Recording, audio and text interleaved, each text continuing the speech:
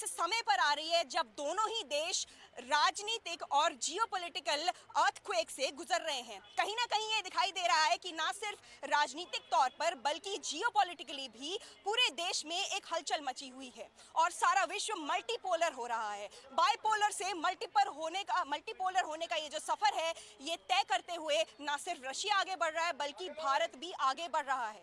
तो आज जो ये विजिट है, इसको देखने के लिए ना सिर्फ पूरा दिल्ली तैयार है बल्कि भारत के तमाम दिग्गज इस विजिट पर अपनी नजर बनाए हुए हैं और साथ ही साथ अमेरिका में, फ्रांस में, जर्मनी में, यूके में, यूक्रेन की भी निगाहें जो हैं इस विजिट पर टिकी हुई हैं। अब देखना यह है कि दोनों जो राष्ट्रपति हैं व्लादिमीर पुतिन और एक दूसरी ओर प्रधानमंत्री नरेंद्र मोदी हैं, उनके बीच में आखिर क्या बातचीत होती है। दोनों का एक प्राइवेट डिनर भी आयोजित होने वाला है और राष्ट्रपति भवन में भी एक डिनर जो है आयोजित होने वाला है राष्ट्रपति पुतिन के लिए। सबसे महत्वपूर्ण बात यह है कि प्रधानमंत्री नरेंद्र मोदी ने प्रोटोकॉल को तोड़ते हुए आज अपने मित्र राष्ट्रपति व्लादिमीर पुतिन को खुद लेने पहुंच गए हैं पालम एयरपोर्ट पे। तो ये एक बड़ा मैसेज देने की कोशिश है भारत की तरफ से कि कितना महत्वपूर्ण है रूसी राष्ट्रपति व्लादिमीर पुतिन का ये विजिट और कितना महत्व देता है भारत रूस और खुद के संबंधों को।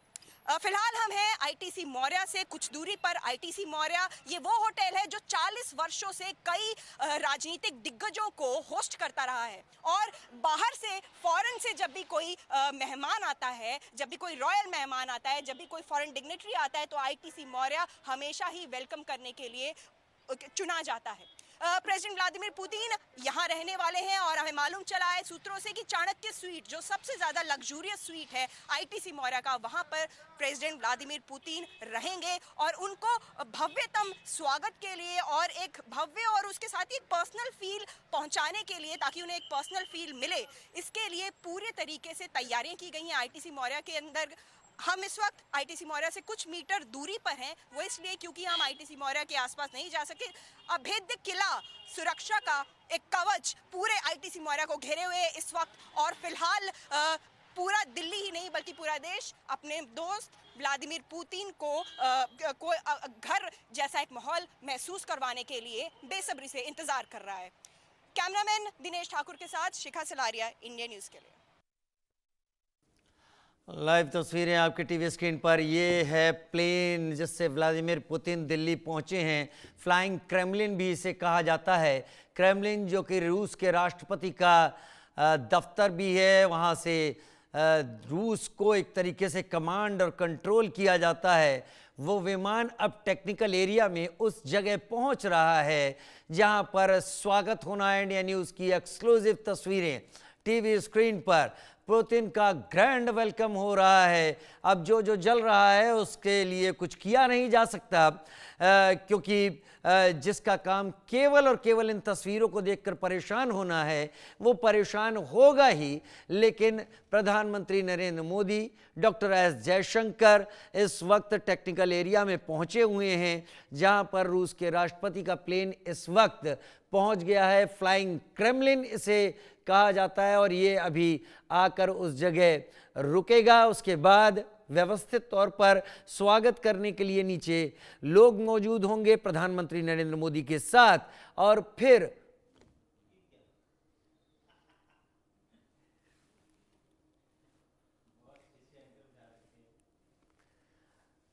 इसके बाद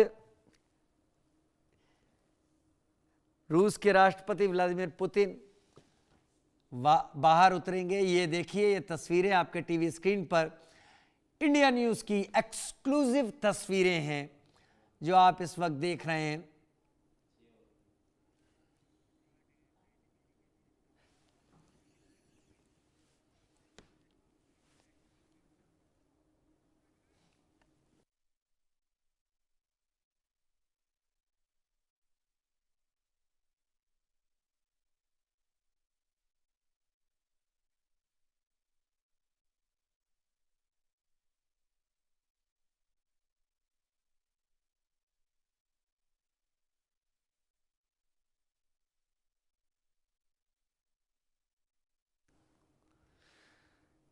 रूस के राष्ट्रपति व्लादिमीर पुतिन की ये यात्रा जो आप अपने टीवी स्क्रीन पर इस वक्त देख रहे हैं, 2021 के बाद ये दूसरी यात्रा है जो भारत की रूस के राष्ट्रपति व्लादिमीर पुतिन इस वक्त कर रहे हैं।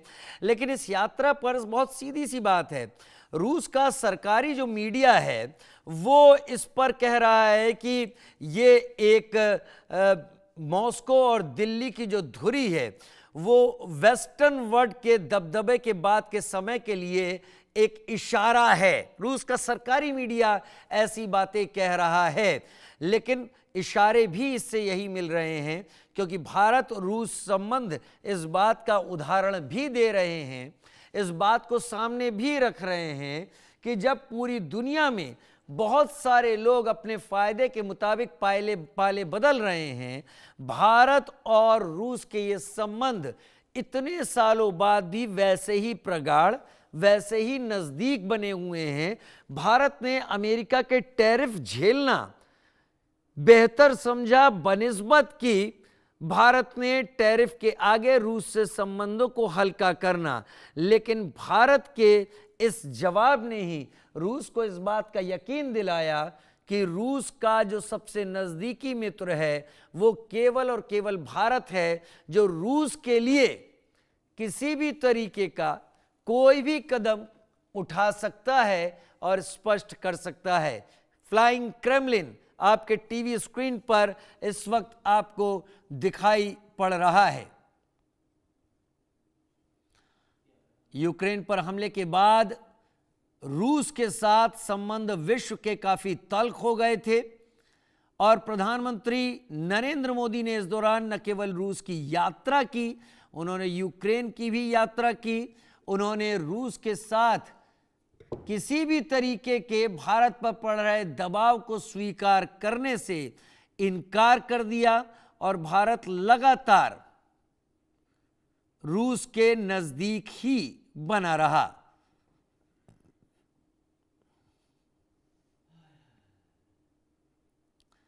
लेकिन मजेदार बात यह है,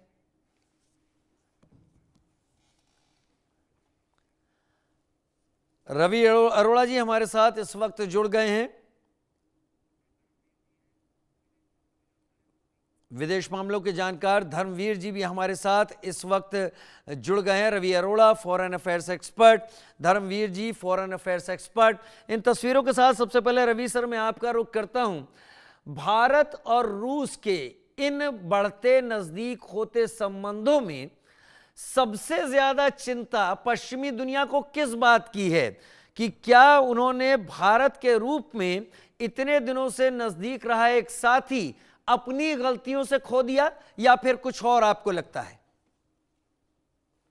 जी, मैं समझता हूं कि भारत के लिए अतिथि देवो भव ये हमारा शुरू से प्रारंभिक वो रहा है।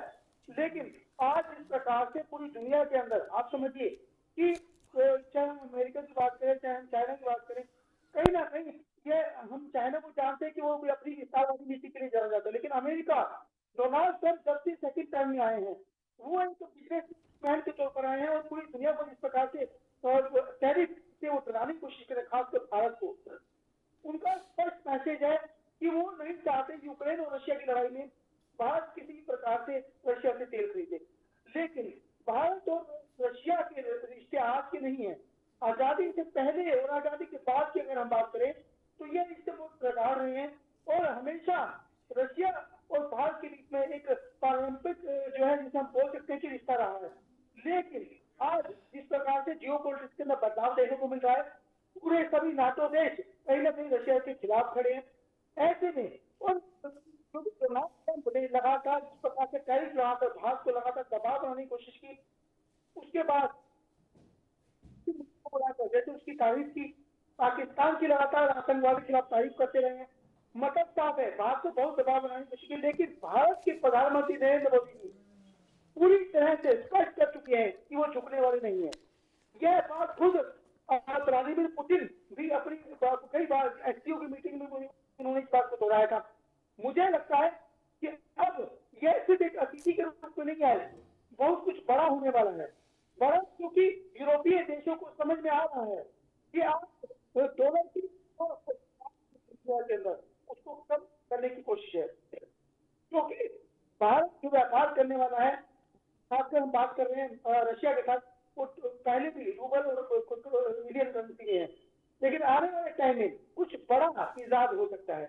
और बात सिर्फ सुरक्षा कारणों की नहीं है कि हम सुरक्षा को लेकर बात करेंगे, बात होगी रोजगार की भी, युवाओं की भी। भारतीय युवा जो है रशिया में जाके रोजगार कर पाएंगे, क्योंकि जो क्रेज जिस प्रकार से टैरिफ लगने के बाद अमेरिका और भारत के बीच में जो दूरियां आई हैं, हमें रिश्ता तो निभा अमेरिका से भी, लेकिन कहीं ना कहीं जैसे टैरिफ के नाम पर भारत को डराने की कोशिश की गई, भारत झुकने वाला नहीं है, यह स्पष्ट दिख रहा है। और खासकर मोदी जी जिस प्रकार से अपने फैसलों पर अड़ी हैं, मैं समझता हूं जब साझा रिजल्ट आएगा, जब मीटिंग के बाद, क्योंकि 75